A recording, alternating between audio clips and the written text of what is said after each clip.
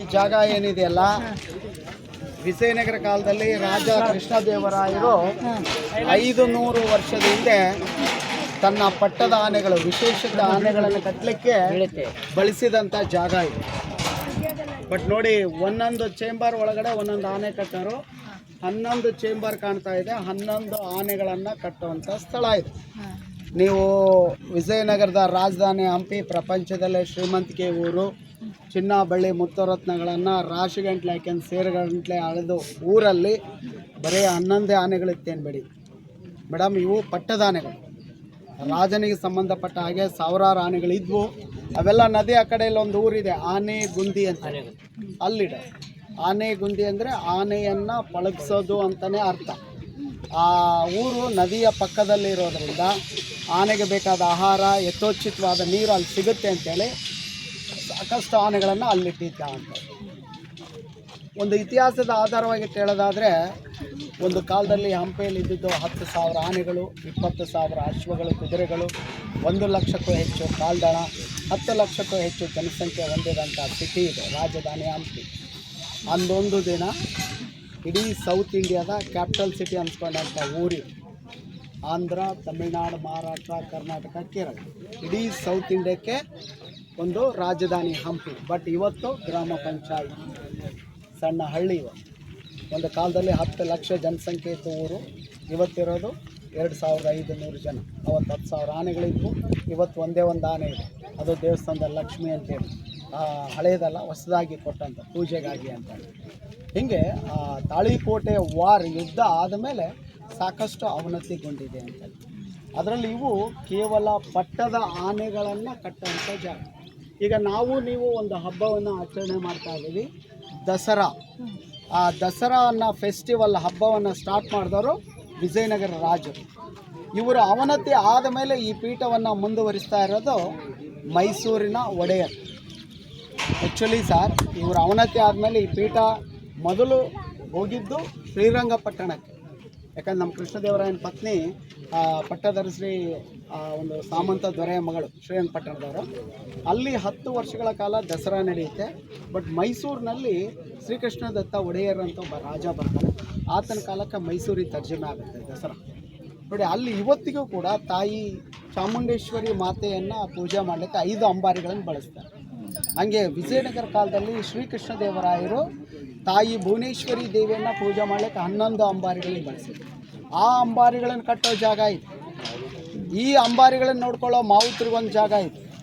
ಆನೆಗೆ ಬೇಕಾದಂಥ ಆಹಾರ ಇಡಲಿಕ್ಕೆ ಎಲಿಫೆಂಟ್ ಕೇರ್ ಟೇಕರ್ಸ್ ಅಂತ ಕರೀತಾರಲ್ಲ ನೀವು, ಮಾವುತರು ಅಂತ ಏನು ಕರಿತೀವಿ ನೋಡಿ, ಅವ್ರು ಇರ್ಲಿಕ್ಕೆ ಒಂದು ಪ್ಲೇಸ್. ಸರ್, ಈ 2 ಬಿಲ್ಡಿಂಗ್ಗಳನ್ನು ನೀವು ವೀಕ್ಷಣೆ ಮಾಡೋದಾದರೆ ಇಂಡೋ ಇಸ್ಲಾಮಿಕ್ ಆರ್ಕಿಟೆಕ್ಚರ್ನಲ್ಲಿ ಇದ್ದಾವೆ ನೋಡಿ. ಮಧ್ಯಭಾಗದಲ್ಲಿ ಆನೆ ಕಟ್ಟೋ ಸ್ಥಳ ಅಂಬಾರಿ ಸ್ಟೈಲ್. ಅದ್ರ ಪಕ್ಕಕ್ಕೆ ಬನ್ನಿ, ಮೊಹಮ್ಮಡಿಯನ್, ಬಿಜಾಪುರ್ ಗೋಲ್ ಗುಂಬಜ್ ಡೋಮ್ ಸ್ಟೈಲ್. ಅದ್ರ ಪಕ್ಕದಲ್ಲಿ ವರ್ಧಮಾನ್ ಮಹಾವೀರ್ ಸ್ತೂಪ, ಇಂಡೋ ಇಸ್ಲಾಮಿಕ್ ಆ ಥರದಲ್ಲಿ ಮಾಡಿದ್ದಾರೆ. ಪ್ರತಿ ಡೂಮ್ ಒಳಗಡೆನೂ ಬೇರೆ ಬೇರೆ ಡಿಸೈನ್ ಇದೆ. ಚೇಂಬರ್ ಟು ಚೇಂಬರ್ ಬರಲಿಕ್ಕೆ ರಸ್ತೆ ಇದೆ ನೋಡಿ. ಆನೆ, ಒಂದು ಆನೆ ಇನ್ನೊಂದು ಆನೆ ಕಾಣಬೇಕು. ಅದರ ಮಧ್ಯಭಾಗದಲ್ಲಿ ಹುಚ್ಚಿಬಿಟ್ಟಿದ್ದಾನೆ ಆನೆಗಳನ್ನು ಕಟ್ಟಲಿಕ್ಕೆ.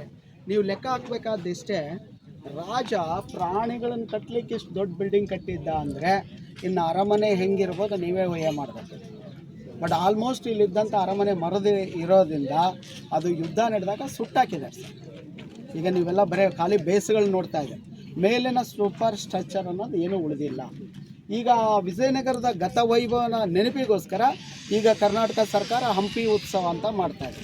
ಆ ಸಮಯಕ್ಕೆ ನೋಡಿ, ಇವೆಲ್ಲ ಈಗ ಇದೇ ಜಾಗದಲ್ಲೇ ಇಲ್ಲೊಂದು ಲೈಟ್ ಆ್ಯಂಡ್ ಸೌಂಡ್ ಕಾರ್ಯಕ್ರಮ ಮಾಡ್ತಾರೆ. ಹಂಪಿಯ ವೈಭವ, ವಿಜಯನಗರದ ವೈಭವ. 105 ಮಂದಿ ಆರ್ಟಿಸ್ಟ್ ಇರ್ತಾರೆ. 10 ಸ್ಟೇಜ್ ಅದಾವೆ ಇದರಲ್ಲೇ. ಎಲ್ಲೆಲ್ಲಿ ಬೇಕೋ ಅಲ್ಲಿ ರಾತ್ರಿ ಸಾಯಂಕಾಲ ಇದು ನಡೆಯೋದು. ಎಲ್ಲಿ ಬೆಳಕು ಬೀಳುತ್ತೋ ಅಲ್ಲಿ ಜನ ಆ್ಯಕ್ಟ್ ಮಾಡ್ತಿರ್ತಾರೆ. ಲೈಕ್ ಫಿಲಮ್ ಇದ್ದಂಗೆ ಇರುತ್ತೆ. ಎಲ್ಲಿ ಲೈಟ್, ಇಲ್ಲಿಂದ ಲೈಟ್ ಅಲ್ಲಿಗೆ ಹೋದರೆ ಅಲ್ಲಿ ಧ್ವನಿ ಬೆಳಕು ಬೀಳುತ್ತೆ, ಅಷ್ಟೇ ಆ್ಯಕ್ಟ್ ಮಾಡೋದು. ಸೇಮ್ ಫಿಲಮ್ ಇದ್ದಂಗೆ ಇರುತ್ತೆ. 10 ಸ್ಟೇಜ್ನಲ್ಲಿ ಅಟ್ ಅ ಟೈಮ್ ಫಿಲಮ್ ಇಲ್ಲಿದ್ದು ಅಲ್ಲಿಗೆ ಬರುತ್ತೆ, ಅಲ್ಲಿದ್ದು ಇಲ್ಲಿಗೆ ಬರುತ್ತೆ. ಹಾಗೆ ಫಿಲಮ್ ನೋಡ್ದಂಗೆ ಇರ್ತಾರೆ. ವಿಜಯನಗರದ ಸ್ಟೋರಿಯನ್ನು ತೋರಿಸ್ತಾರೆ. ಭಾಳ ವೈಭವದಿಂದ 10 ದಿನಗಳ ಕಾಲ ಇಲ್ಲಿ ಪ್ರೋಗ್ರಾಮ್ ನಡೆಯುತ್ತೆ. ಈ ಊರಲ್ಲಿ 10 ಸ್ಟೇಜ್ ಮಾಡಿರ್ತಾರೆ. ಬೇರೆ ಬೇರೆ ಸ್ಟೇಜ್ನಲ್ಲಿ ಬೇರೆ ಬೇರೆ ಪ್ರೋಗ್ರಾಮು. ಎಲ್ಲ ಇಂಟರ್ನ್ಯಾಷನಲ್ ಪಾರ್ಟಿಸಿಪೇಟ್ಗಳು ಕೂಡ ಇಲ್ಲಿ ಮಾಡ್ತಾರೆ ಅಂತಂತಾರೆ. ಇದು ವಿಶೇಷತೆ ಆನೆ ಕಟ್ಟಲಿಕ್ಕೆ ಸ್ಥಳ. ಮತ್ತು ಆನೆ ನೋಡ್ಕೊಳ್ಳೋ ಮಾವುತರ ಜಾಗದಲ್ಲಿ ನೆಲ ಆಗದಾಗ ಸಿಕ್ಕಂಥ ಕಲ್ಲಿನ ವಿಗ್ರಹಗಳನ್ನ ಇಟ್ಟು ಚಿಕ್ಕದಾಗಿ ಮ್ಯೂಸಿಯಂ ಮಾಡಿದ್ದಾರೆ ಅಲ್ಲಿ. ಅದರೊಳಗೆ ಹೋಗ್ಲಿಕ್ಕೆ ಅಲೌಡ್ ಇದೆ. ನಿಮಗಾಗೆ ಇಂಟ್ರೆಸ್ಟ್ ಇದ್ದರೆ ನೋಡಿ ಅದನ್ನು ನೋಡ್ಬೋದು, ಇದನ್ನು ನೋಡ್ಬೋದು. ಒಂದು 5 ನಿಮಿಷ ಅಥವಾ 10 ನಿಮಿಷ ನೋಡ್ಕೊಂಬರ್ತೀನಿ ಅಂದರೆ ಹೋಗಿ ಬನ್ನಿ ಒಳಗಡೆ. ಮತ್ತು ನಾವು ನೋಡಿದ್ಮೇಲೆ ನೀವೆಲ್ಲ ನೋಡಿ ಆ ಕಾರುಗಳು ನಿಂತಿದೆಯಲ್ಲ, ಆ ದಾರಿಯಿಂದ ನಾವು ಹೊರಗಡೆ ಹೋಗೋದೇ ಇರುತ್ತೆ. ಹಾಗೆ ಮುಂದೆ ಹೋದರೆ ನಮ್ಮ ಬಸ್ ಕೂಡ ಅಲ್ಲೇ ಸ್ಟಾಪ್ ಇರುತ್ತೆ, ಅಲ್ಲಿಂದ ಬಸ್ಸಲ್ಲಿ ಹೋಗೋದು. ಸೊ ತಾವೆಲ್ಲ ಒಂದು ರೌಂಡ್ ನೋಡ್ಕೊಂಡು ಆ ದಾರಿ ಬನ್ನಿ. ಎಲ್ಲರೂ ಒಂದು ಕಡೆಯಿಂದ ಹೋಗ್ಬೇಕು. ಹೀಗೆ ಅರ್ಥ ಈ ಕಡೆ ಅರ್ಥ ಹೋಗ್ಬೇಡಿ.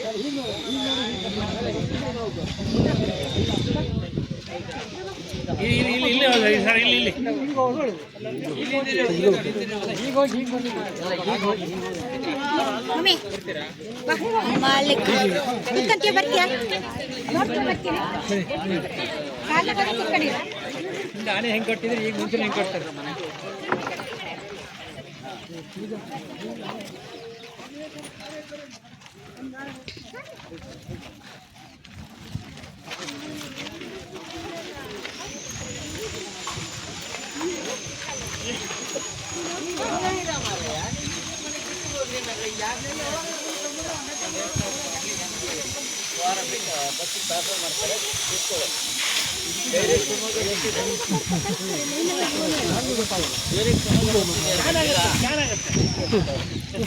ಸ್ಕ್ಯಾನರ್ ಬನ್ನಿ, ಇಲ್ಲೇ ಬನ್ನಿ. ಗೊತ್ತಾಗಲ್ಲ. ಓ ಇದು ಇಲ್ಲಿ ಸ್ಕ್ಯಾನ್ ಆಗುತ್ತಾನ ಕೆಳಗಡೆ.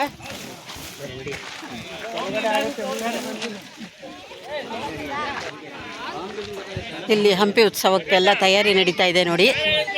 ತುಂಬ ಎಷ್ಟು ಚೆನ್ನಾಗಿ ಮಾಡ್ತಾ ಇದ್ದಾರೆ. ವೇದಿಕೆಗಳು ಅವ್ರು ಹೇಳಿದ ಹಾಗೆ ಇಲ್ಲಿ ವೇದಿಕೆಗಳನ್ನೆಲ್ಲ ತಯಾರಿ ಮಾಡ್ತಾ ಇದ್ದಾರೆ ನೋಡಿ. 1 2 3 4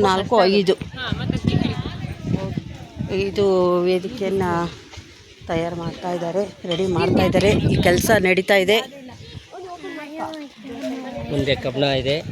ಕಬ್ಬಣ ಇದೆ. ಕ್ಯಾಮ್ರಾ ಇಟ್ಕೊಳ್ಳಿ, ಬಿಟ್ಟರೆ ನಾವುಗಳು ಜವಾಬ್ದಾರಲ್ಲ. ಹೌದಲ್ವಾ, ಕಾಲು ಎಡವಿದ್ರೆ ಕಷ್ಟ. ಎಲ್ಲ ಕಾಲ ಹತ್ರ ಹಾಕ್ಕೊಂಡಿದ್ದಾರೆ. ಅಲ್ಲಿ ಮಣ್ಣು ಇದನ್ನು ಕಟ್ಟಕ್ಕೆ ಸ್ಟೇಜ್ ಮಾಡೋರು ಕಬ್ಬಣ ಎಲ್ಲ ಇಲ್ಲೇ ಹಾಕ್ಕೊಂಡಿದ್ದಾರೆ. ಹಾಗಾಗಿ ಜಾಗ್ರತೆಯಿಂದ ನಡಿಬೇಕು.